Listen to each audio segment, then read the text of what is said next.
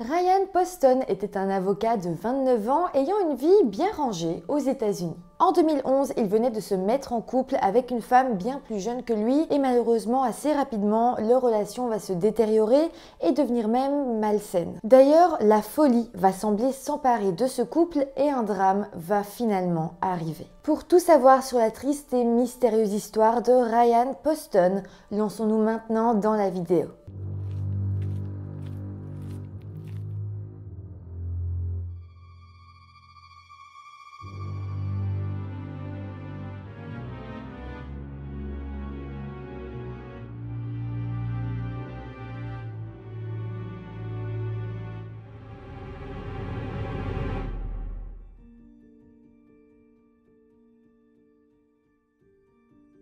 Hello tout le monde, j'espère que vous allez bien. Aujourd'hui, je vous retrouve avec une affaire que je ne connaissais pas, qui a été quand même assez médiatisée aux États-Unis, mais j'ai l'impression qu'ici en Europe, on en a moins entendu parler. Je trouve cette histoire vraiment triste parce que ici, les deux personnes dont on va parler avaient toute la vie devant eux, ils étaient vraiment talentueux, ils avaient vraiment tout pour être heureux et malheureusement, les choses se sont passées autrement et se sont très mal passées. Donc voilà, j'espère que cette vidéo vous intéressera et vous touchera. Avant de commencer, comme d'habitude, je vous rappelle de vous abonner à la chaîne YouTube si ce n'est pas encore fait. N'hésitez pas non plus à vous abonner à mon compte Instagram si vous voulez un petit peu plus discuter ou même voir ma vie au quotidien si ça vous intéresse. Et voilà, maintenant que tout ça est dit, eh bien lançons-nous dans cette triste affaire. Ryan Carter Poston est né le 30 décembre 1982 aux États-Unis dans la ville de Fort Mitchell dans l'état du Kentucky. Il a alors grandi avec ses parents Lisa Carter et Jay Poston ainsi qu'avec ses trois petites sœurs Allison, Catherine et Elizabeth, et autant vous dire qu'il venait quand même d'une assez bonne famille. Pendant son adolescence, Ryan a énormément déménagé avec ses parents et il a vécu une partie de sa vie aux Philippines ainsi qu'en Suisse. Mais tout de même, à ses 18 ans, il a décidé de se lancer dans un parcours universitaire et donc pour ça, il est rentré aux États-Unis et c'est là-bas qu'il a commencé son parcours. Tout d'abord, il a étudié à l'université de l'Indiana où il a obtenu une triple spécialisation en histoire, en géographie et en sciences politiques. Mais il ne s'est pas arrêté là parce qu'après ça, il a été étudié à la Northern Kentucky University dans la ville de Highland Heights. Là-bas, il a alors étudié le droit et il a même fini par obtenir un doctorat. Donc oui, il a vraiment fait de grandes études et d'ailleurs, il faut savoir que l'oncle et le grand-père de Ryan étaient eux aussi avocats. Ça avait donc été une sorte de vocation pour lui dès son enfance. Mais en tout cas, après avoir obtenu son diplôme, il est resté vivre dans la ville de Highland Heights et a commencé à travailler comme avocat. Par contre, il faut savoir qu'il a ouvert son cabinet dans l'Ohio, dans la ville de Cincinnati. Mais bon, même si en soi c'était dans un état différent, c'était en réalité à seulement 11 minutes en voiture de Highland Heights au Kentucky, donc là où il vivait. En tout cas, pour vous parler un petit peu de sa carrière en elle-même, on a dit de lui que c'était un très bon avocat. En tout cas, sa réputation était souvent d'aider les personnes peut-être dans le besoin. Il choisissait toujours d'aider les personnes vraiment fort en difficulté et donc je pense qu'on disait de lui que c'était un avocat quand même qui avait un grand cœur. Donc voilà, on peut s'imaginer quelle personne il était. Il avait bientôt 30 ans, il avait une bonne carrière, une bonne situation financière et en même temps, eh bien, il était réputé pour être quand même quelqu'un au grand cœur. Mais à présent, plongeons-nous en 2011. À ce moment-là, Ryan avait 28 ans, il était toujours un excellent avocat, mais ce qui nous intéresse, c'est qu'à cette période, il va faire la rencontre via Facebook d'une certaine Shaina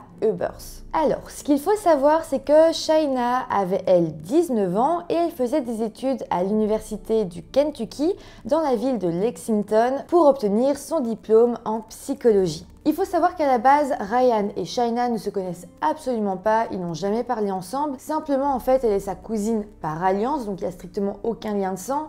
Et donc, il avait fini par l'ajouter sur Facebook. Donc à ce moment-là, lorsqu'il l'avait ajouté, ils avaient un petit peu parlé ensemble et c'était donc la toute première discussion qu'ils avaient eue. Mais bon, assez rapidement, leur discussion qui était à la base juste polie va un petit peu dévier. D'ailleurs, Ryan va aimer une photo Facebook de Shaina où elle était en bikini, ce qui a semblé lui faire comprendre qu'il était peut-être intéressé par elle. Suite à ça, ils ont alors un peu plus discuté, on sentait que d'un coup leur relation devenait un peu plus romantique et finalement ils ont décidé de se rencontrer. À noter qu'à ce moment-là, Ryan était déjà en couple avec une fille et il a fini par rompre avec elle, mais seulement quelques temps plus tard. C'est donc quelque chose qu'il faut se rappeler pour la suite. La relation que Ryan a eue avec Shaina a commencé quand même par une tromperie. Il trompait sa petite amie actuelle avec Shaina. Mais en tout cas, après quelques rencontres, eh bien les deux ont décidé de sortir ensemble. À ce moment-là, rappelez-vous, Shaina habitait à Lexington, donc dans le Kentucky pour ses études. Et comme je vous l'ai dit, Ryan, lui, vivait à Highland Heights, dans le Kentucky également. Mais bon, les deux villes étaient quand même à un peu moins d'1h30 en voiture l'une de l'autre, donc ils n'étaient pas à côté. Il fallait quand même qu'ils roulent un certain moment pour pouvoir se voir. Mais bon, malgré ça, le couple a tenu et en 2012, 1 an et demi plus tard, eh bien, ils étaient toujours ensemble. Alors, par contre, il faut savoir que les proches de Ryan voyaient la relation qu'il avait avec Shaina d'un très mauvais œil. Déjà, certains des proches de Ryan diront que la première fois qu'ils l'ont rencontrée, ils ont trouvé Shaina très froide et très fermée. De plus, il faut quand même se dire qu'elle était extrêmement jalouse. Certains diront même qu'ils avaient parfois l'impression qu'elle pouvait être dangereuse tant elle était contrôlante. Pour vous dire, elle avait même commencé à instaurer des règles précises dans son couple. Par exemple, elle obligeait Ryan à lui envoyer entre 12 et 100 SMS chaque jour et lui disait qu'à tout moment, elle pouvait lui rendre une visite surprise à son appartement. On va pas se le cacher, Ryan c'était quand même un homme qui aimait bien flirter, qui aimait bien draguer, qui était intéressé par les jolies femmes. Et ça, eh bien, Shaina le savait. Et donc, c'est pour ça qu'elle avait ce truc de je peux venir chez toi n'importe quand par surprise en espérant que à cause de ça, eh bien, il ne la trompe pas, qu'il ramène pas d'autres filles à la maison. Mais bon, mis à part ça, il faut quand même savoir que Shaina était une jeune femme qui était très extrême, si on peut dire ça, dans tout ce qu'elle entretenait. C'était d'ailleurs la même chose à l'université, elle voulait être la meilleure, réussissait ses études haut la main et ceux qui la connaissaient diront même qu'elle semblait obsédée par son éducation. D'ailleurs, elle prenait aussi des cours de chant, de danse, de jeu, elle voulait comme accumuler le plus de savoir possible. En 2012, elle venait d'ailleurs d'obtenir son diplôme de l'université du Kentucky et d'ailleurs elle l'avait obtenu en un temps record, en 3 ans seulement, ce qui était quand même assez rare. Mais évidemment, elle n'avait pas voulu s'arrêter là et elle avait commencé à préparer sa maîtrise. Mais pour vous dire, autant Shaina que ses amis pensaient réellement qu'elle avait une véritable intelligence de génie. Donc oui, on peut bien imaginer qu'elle se mettait une certaine pression, mais d'un point de vue extérieur, tout semblait au final aller assez bien pour elle. Elle réussissait ses études et en plus, elle était très amoureuse de son petit ami. Malheureusement, eh bien, du côté de Ryan, les choses ne semblaient pas si roses. De son côté, il s'était effectivement rendu compte que Shaina était très contrôlante et donc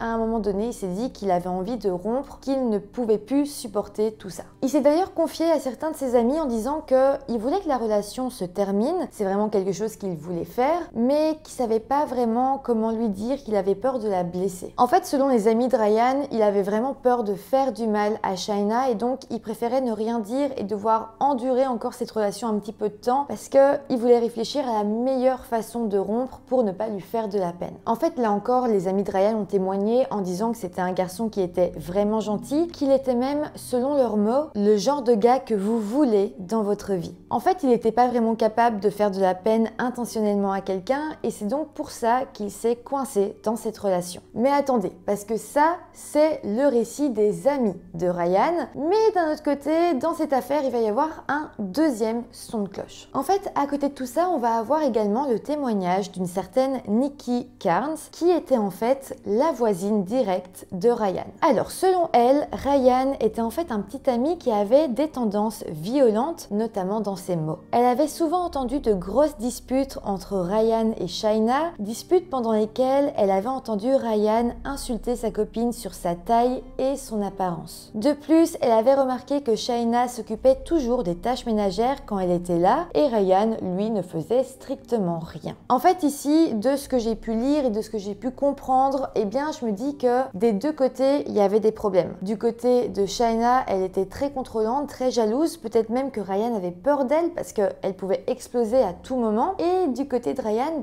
lui, en fait, il ne rompait pas alors qu'il ne l'aimait plus, mais en plus de ça, il semblait pas spécialement être un bon petit ami, il semblait être assez méchant au final avec Shaina, ce qui elle sans doute lui faisait encore plus perdre les pédales un petit peu parce qu'elle se prenait beaucoup de haine, elle devait prendre ça sur elle et en même temps elle semblait beaucoup trop l'aimer d'un côté en fait. Tout ça pour dire que leur relation paraissait quand même extrêmement toxique. D'ailleurs, la police va fouiller le téléphone de Ryan et dans certaines des conversations retrouvées sur son téléphone, on verra qu'il avait confié à des amis que l'anxiété de Shaina lui faisait vraiment peur et qu'elle était peut-être la femme la plus folle qu'il n'avait jamais rencontrée. Donc là, je le redis, mais oui, Shaina semblait être très extrême, très intense dans ses émotions, mais il faut se rappeler qu'elle était aussi bien plus jeune que lui, ils avaient quand même 9 ans de différence d'âge, et en plus de ça, eh bien, Ryan semblait lui donner des raisons de s'inquiéter, lui donner des raisons d'être en colère et un peu perturbé. Donc je le redis, mais la faute à ce moment-là semblait quand même être un petit peu des deux côtés. Mais bon, ici les choses ont quand même fort dégénéré du côté de Shaina. Oui, elle était anxieuse par rapport à leur couple, mais aussi rappelons-nous, elle était anxieuse par rapport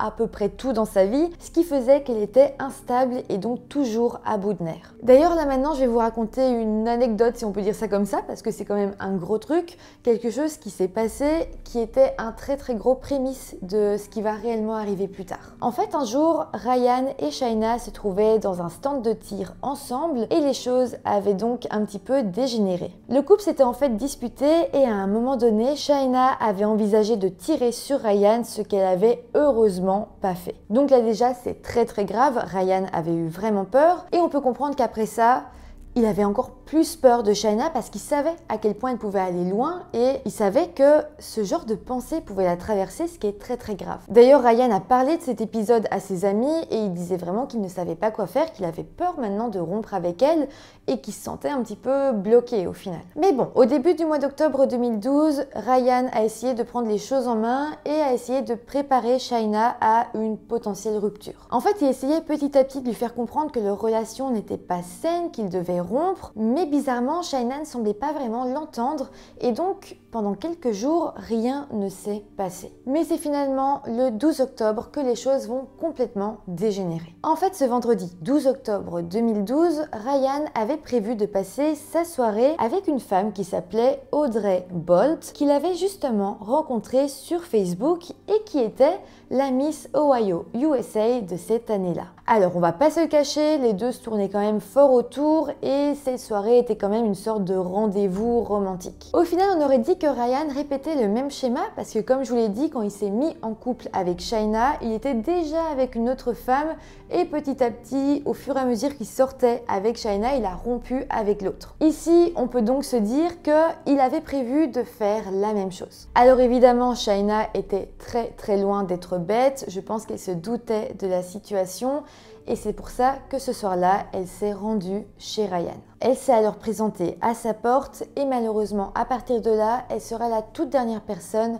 à avoir vu Ryan en vie. Mais laissez-moi vous dire ce qu'on sait par rapport à ce soir-là. Donc Shaina s'est présentée chez Ryan, il lui a ouvert, elle est rentrée chez lui et à un moment, elle s'est armée d'un fusil qu'elle a pris directement au domicile de Ryan et lui a alors tiré dessus à 6 reprises, ce qui l'a malheureusement tué sur le coup. Ça, c'est ce qu'on sait. Le contexte, c'est-à-dire pourquoi, comment, où était le fusil, comment est-ce qu'elle l'a trouvé, pourquoi est-ce qu'elle lui a tiré dessus à ce moment-là, ça, à ce moment-là, on n'en sait encore rien. Mais en tout cas, après ça, Shaina a pris son téléphone et a appelé d'elle-même le 911. Alors, selon l'agent qui a répondu à l'appel, Shaina semblait vraiment très paniquée au téléphone. Elle a immédiatement revendiqué le fait qu'elle voulait garder le silence parce que c'était son droit, mais malgré tout, elle n'arrivait pas à s'empêcher de parler et a reconnu avoir tué son petit ami. En fait, dès le début, Shaina n'a pas voulu se cacher du fait que c'était elle qui avait tiré sur son petit ami. Elle avait même tiré dans la tête de Ryan, donc dès le début, elle savait qu'il était mort et qu'il n'y avait plus rien à faire. Évidemment, dès l'arrivée de l'équipe d'enquêteurs, eh bien, on va la menotter et l'emmener directement au commissariat pour l'interroger. Sur place, elle va alors énormément se contredire. Clairement, elle semblait être dans un autre monde et son explication était très floue. En fait, elle a semblé d'abord paniquer, puis ensuite elle a semblé un peu plus calme et d'un coup, c'est comme si ses nerfs avaient lâché. En fait, elle semblait être totalement dans un état de délire. Tout d'abord, elle a expliqué avoir tiré sur Ryan, puis ensuite elle a dit que c'était de la légitime défense. En fait, s'il y a bien une chose qu'elle a tenue quand même du début à la fin, c'est que si elle a tiré sur Ryan, C'est parce que dès le début, c'était lui qui s'était armé d'un de ses fusils qu'il avait pointé sur elle. Elle expliquera en fait aux policiers qu'ils étaient de part et d'autre d'une table, que Ryan avait pris le fusil dans ses mains et qu'ensuite elle avait réussi à le prendre et que c'est là qu'elle avait pointé justement l'arme sur Ryan. C'est donc comme ça qu'elle a plaidé la légitime défense et après ça, eh bien, les enquêteurs vont décider de faire une pause, de laisser Shaina dans la salle d'interrogatoire toute seule et ils sont sortis. C'est à partir de là que les choses les plus étranges vont arriver parce que en étant seule, Shaina va vraiment avoir un comportement très étrange.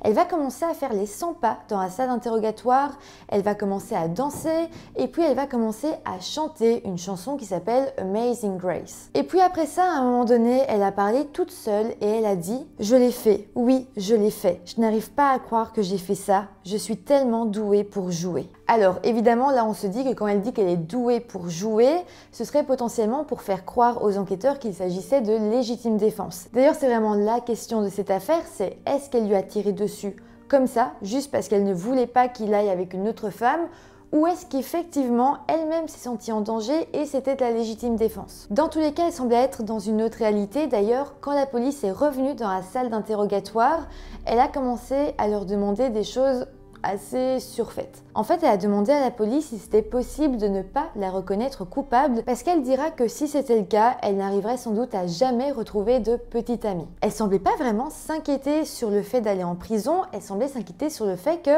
si elle est condamnée, si elle va en prison, plus personne, plus aucun garçon ne s'intéresserait à elle. Pour vous dire, elle dira exactement « Je ne sais pas si quelqu'un voudrait un jour m'épouser s'il sait que j'ai tué un petit ami en état de légitime défense. » En tout cas, tout ça a été filmé et évidemment, cette bande vidéo a quand même servi de preuve pour montrer qu'elle semblait vraiment être dans un état de folie. Je vous mets d'ailleurs un extrait de la vidéo où on la voit chanter dans la salle d'interrogatoire.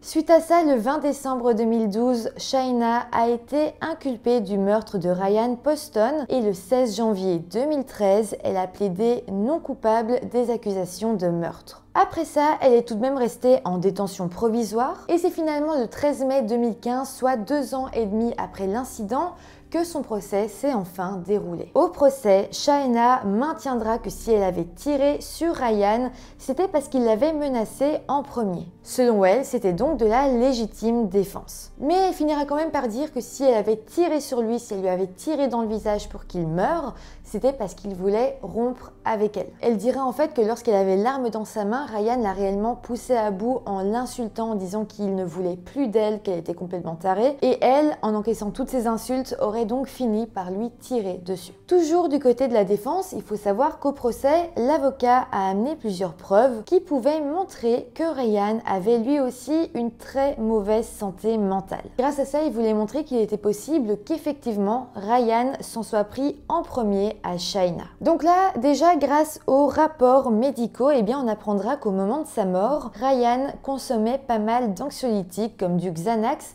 pour essayer de rester calme. Sans ça, eh bien, il semblait vraiment sur les nerfs et ne dormait que très peu. D'ailleurs, l'avocat de la défense va présenter une preuve qui était en fait l'un des cahiers de Ryan dans lequel il écrivait un petit peu ses pensées et on va voir dedans que parfois il écrivait des phrases empreintes d'une très grosse colère, comme par exemple, il dira qu'il voulait simplement brûler le sol du putain de roi et laisser cette ville entière dans un tas d'épaves carbonisées. Donc avec ça, on pouvait clairement comprendre que parfois, oui, Ryan pouvait se laisser surprendre par toute cette colère enfouie au fond de lui. Mais donc avec ça, oui, on avait la confirmation que Ryan était lui aussi instable mentalement, mais ça ne prouvait en rien que c'était lui qui s'était attaqué en premier à Shaina. Mais bon, Shaina ira de son côté à la barre et elle témoignera sur le fait que Ryan avait des armes à feu chez lui et qu'il les utilisait parfois à l'intérieur. Pour le prouver, elle amènera même un livre qui se trouvait chez Ryan dans lequel il y avait un trou qui avait été fait avec une balle de fusil, ce qui selon elle prouvait que parfois il tirait à l'intérieur de chez lui. Mais pour vous parler à présent du côté de l'accusation, effectivement plusieurs proches et amis de Ryan viendront témoigner à la barre. Ils diront alors que oui, Ryan avait des armes chez lui, mais qu'il était responsable et qu'il était impossible qu'il les ait volontairement utilisées chez lui et encore moins pour faire du mal à quelqu'un. Donc là, clairement au procès, c'était la parole de Shaina contre celle de tous les proches de Ryan. Il n'y avait pas de témoin visuel, on ne peut pas être sûr de ce qui s'est passé, on ne peut pas être sûr que c'est de la légitime défense.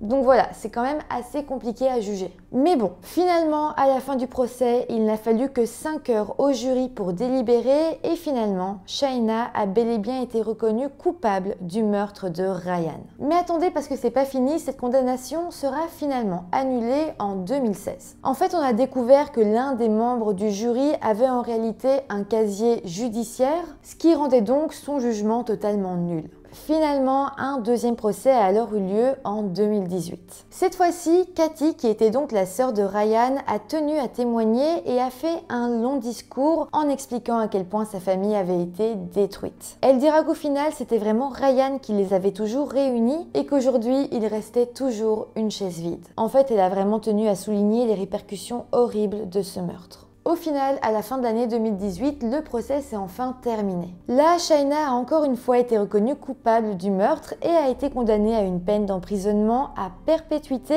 avec un minimum de 40 ans de prison avant qu'elle puisse être éligible à la libération conditionnelle. Je ne sais pas si c'est la meilleure des choses qui pouvaient lui arriver. Shaina avait vraiment l'air en réelle détresse psychologique. Je me demande toujours si dans ces cas-là, l'hôpital psychiatrique ne serait pas plus adapté. Mais bon, c'est comme ça et je peux qu'espérer qu'en prison, eh bien, on lui fournisse tout de même les soins nécessaires. Aujourd'hui, il y a quand même pas mal de personnes qui pensent que Shaina a été condamnée à tort. Oui, évidemment, c'est un fait, elle a tiré sur Ryan, mais beaucoup de personnes pensent que c'était effectivement de la légitime défense. J'ai d'ailleurs trouvé un gros groupe Facebook qui semble la suivre, qui semble publier des photos d'elle avant le drame, même d'elle en prison, et qui semble militer pour le fait qu'un jour elle puisse sortir de prison parce que, selon eux, c'était de la légitime défense. Ici, je pense que sincèrement, le fait que Shaina soit une jeune femme très jolie, très intelligente, a joué en sa faveur. On parle parfois de beauty privilege, ici je pense que c'est totalement le cas. Si autant de gens la pensent innocente, c'est à mon avis parce qu'elle est vraiment très jolie et donc évidemment ça joue en sa faveur. De mon côté, qu'est-ce que je me dis? Alors, j'ai pas envie de contester le jugement parce que je pense que s'ils ont condamné Shaina, c'est parce qu'ils la pensent réellement coupable et qu'ils doutent de sa version des faits. Mais de mon côté, je me dis qu'il est possible que si Ryan avait réellement peur d'elle, peut-être qu'il avait pris un fusil avec lui au cas où. Juste en se disant, si elle m'attaque, je peux peut-être essayer de la faire fuir avec ce fusil. C'est une possibilité et que Shaina de son côté ait donc pris ça comme une réelle menace et qu'elle lui ait donc tiré dessus. Mais bon, malheureusement, je ne sais pas. En tout cas, ce qui est vraiment triste, c'est que Ryan ne soit plus de ce monde aujourd'hui. Tout ça pour des affaires de jalousie et je me dis si seulement ils avaient pu aller voir une psychologue, une psychiatre, qu'ils avaient pu suivre une thérapie, une réelle thérapie, ça les aurait peut-être aidés. Faut jamais sous-estimer la maladie mentale ou même les grosses anxiétés parce que ça peut parfois mener à des drames.